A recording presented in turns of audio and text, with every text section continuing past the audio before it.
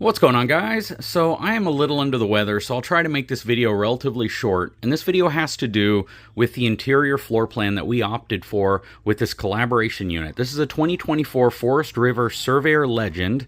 So Surveyor has two different models. They have the Legend and then they have the Grand Surveyor. The Grand Surveyor is a little bit more luxurious. They have a little bit more amenities, a little bit more standard features, and some things that definitely elevate it to a little bit of a higher price range than the Surveyor Legend. The Surveyor Legend, in my opinion, is an incredibly affordable, practical-sized RV with a lot of really amazing amenities for what you pay. And that's really what we wanted to do when we got into this collaboration with Forest River Surveyor Division. We wanted to get an RV that was A, half-ton towable, B, had a really good floor plan, and C, that was affordable. And that's really, I think, what we focused in on, and I think we were able to hit that benchmark pretty well. Anyways, the point of this video is to talk about and address some of the comments some folks had related to the floor plan on this one. So let's get into that. Hang tight, I'll be right back.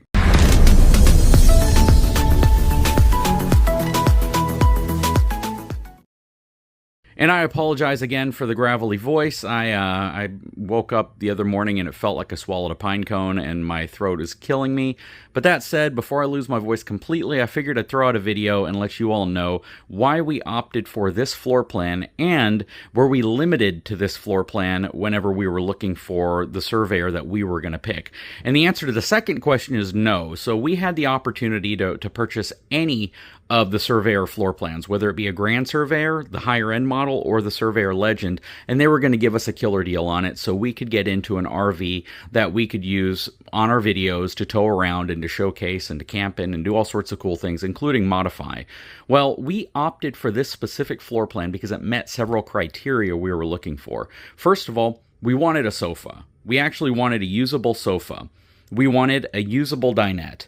Sometimes when you get into these really small units, you lose either your sofa or your dinette. We wanted both, and this gives us that cool L-shaped configuration that we really liked. We also wanted, if we did want to watch TV, we wanted it to be pointed in a direction that was convenient to people that were sitting down in these areas, and I think we were able to accomplish that. The other thing we opted for was a bunkhouse. So we wanted bunk beds. Now, this isn't necessarily a bunkhouse model because it doesn't have its own room back here, but we certainly have the two bunk areas that we wanted, and they're large. So that's really nice. You got tons of sleeping space back here. Our daughter can bring her friends with her, and we can bring a lot of people camping. We wanted a 12-volt refrigerator. So we got the super large 12-volt refrigerator included, and we wanted a good amount of storage space. So we got a good-sized pantry also. So it checked the box in terms of those amenities. So let's talk about sleeping accommodations now, because we have the living room. The kitchen for us is a little small, admittedly, but you have to sacrifice something when you're going to a smaller RV, and we were really willing to compromise in this space. We don't have any overhead cabinets up here, but we do have the drawers, which I think are vitally important to a kitchen in an RV. We have a really good size oven and stove combination, and again, we have a really good size Furrion 12-volt refrigerator freezer set up here and the compact microwave. But the pantry space in here gives us lots of flexibility in terms of how we can use this. We can add bins in here, we can add more shelving space, and this is going to act as a spot for our plates, bowls, glasses, things like that. And we can absolutely utilize some dividers and things to make this space more functional for us. So we also have lower storage as well, and we can do the same thing there. And we were able to compromise there a little bit. Plus, we have the extra storage underneath the dinette area, which is also really nice, as well as drawers underneath this area. But this right here essentially turns into kind of your bedroom wardrobe storage whenever you need it. So you have your wardrobe storage up here, you have your wardrobe storage down here, and then you have some on the end to bring whatever you need to bring. Now, addressing sleeping, right? We could do what we did in the initial video and show you that this does turn into a jackknife sofa. So that gives us some sleeping capability if we want, but it's not really large enough for your typical adults. That's going to be more for kiddos if they want to sleep. So we opted for a Murphy bed model. And this is where a lot of folks who watched the initial video said, why did you get a Murphy bed? Can you keep it down all the time? Can the slide come in if you keep it down all the time? And let's talk about this real quick. So this pillow right here will interact with this slide coming in. And I didn't think it would at first, but it will. So the answer is, can we still function with this down and the slide out in? The answer is no. So if I said something contradictory to that earlier, I apologize for that.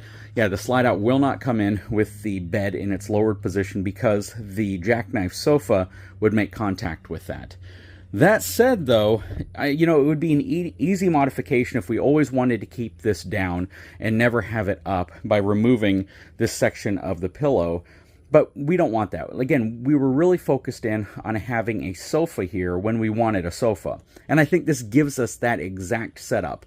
We still have privacy curtains right here, so we can close it over this space if we want. But what's really nice about this area right here is we have a full queen-size bed, right? We have a lot of storage on each side. I don't know if I showed you guys in the video. I may or may not have. But I learned that these actually pop up and out. So I can remove this to get to the lower storage right there, which is where my plugs are.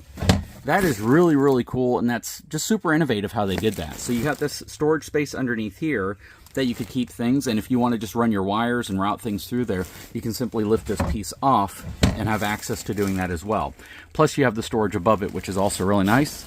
You have your window here. I think the one big piece of advice I would have for the folks at Surveyor is to throw a couple more puck lights under here with a wall switch, like reading lights, because I don't think there's any reading lights in here at all, and it would be really nice to have some lighting in here. So we could easily add it because they give you power for it, and we could get the little clip-on style lights right here if we wanted, but just throwing a couple more little puck lights, or even an LED light strip up here that has its own switch, I think would absolutely be a great upgrade to add to this RV.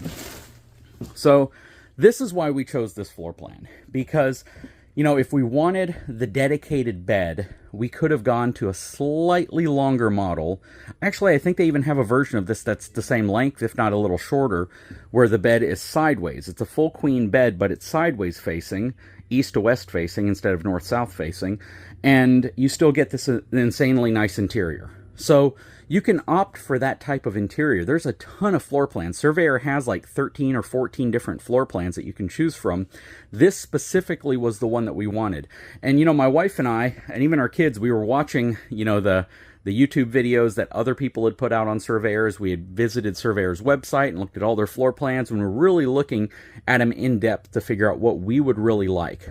And, when we had the Black Series and even the Pause, it was super cool to be able to take those out for short trips, take them out to the beach. Some of the things we're going to do with this, but some of the things we didn't like about, like, for instance, the Black Series was the fact that the bed was always out.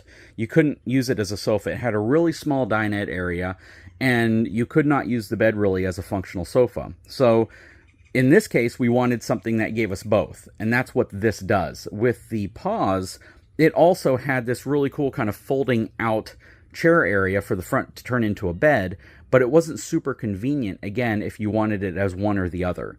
And I think this really hits the nail on the head when it comes to a floor plan that's very, very livable, very usable. Just understanding it is a jackknife sofa. It is a Murphy bed that's going to fold down on top of the jackknife sofa. But I love the fact that we can use it as a sofa when we want it as a sofa, and we can use it as a bed when we want it as a bed.